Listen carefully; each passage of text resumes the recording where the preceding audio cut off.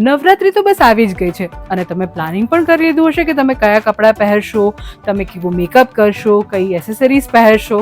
આ એસેસરીઝના કારણે ઘણીવાર આપણે કોઈને કોઈ સમસ્યાનો સામનો કરવો પડતો હોય છે, અને તે પણ ખાસ જ્યારે આપણે ઇયરિંગ્સ ભારે પહેરતા હોઈએ, કારણ કે તેના કારણે આપણા કાનમાં દુખાવો થાય છે.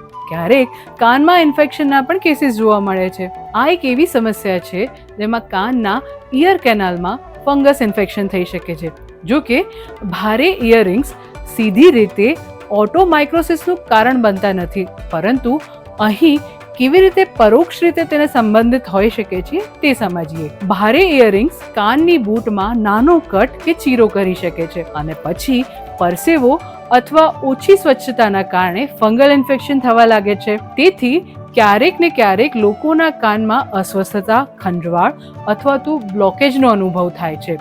ચાલો સમજીએ ઓટોમાઇક્રોસિસના લક્ષણો. કાનની અંદર ખંજવાળ આવી, હળવો દુખાવો થવો અથવા તો અસ્વસ્થતા અનુભવાવી, સફેદ, કાળો અથવા પીળાશ પડતો ડિસ્ચાર્જ નીકળવો, કાન બ્લોક થયો અથવા તો ઓછું સંભળાવાનો અનુભવ થવો. શક્યતા ઓછી છે, પણ રિસ્ક શા માટે લેવું?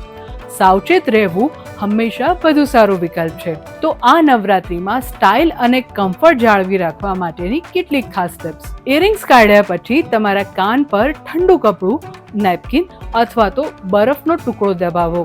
તે તમને તરત રાહત આપશે. ઇયરિંગ્સ પહેરતા પહેલા પિયર્સિંગ પર એક ટીપું કોકોનટ ઓઇલ અથવા તો ઓલિવ ઓઇલ લગાડો, જે કાનમાં થતો દુખાવો અટકાવશે. સસ્તી મેટલ ઇયરિંગ્સ ઘણીવાર એલર્જીનું કારણ બને છે, તેથી હાઇપો એલર્જેનિક અથવા તો ગોલ્ડ પ્લેટેડ ઇયરિંગ્સ પહેરવાનું પસંદ કરો. અને હા, આખો દિવસ ભારે ઇયરિંગ્સ ના પહેરો. તમારા કાનને થોડો આરામ પણ આપો. તમે સ્ટાઇલિશ દેખાવા માટે કડા, નેકપીસ સાથે પણ તમારા લુકને બેલેન્સ કરી શકો છો. તો આ ફેસ્ટિવલ સિઝનમાં કાનના દુખાવા વગર ગ્લેમરસ દેખાવ અને તમારા કાનની થોડી વધારે કાળજી લો. સ્ટાઇલિશ રહો, સુરક્ષિત રહો અને નવરાત્રીની મજા માણો.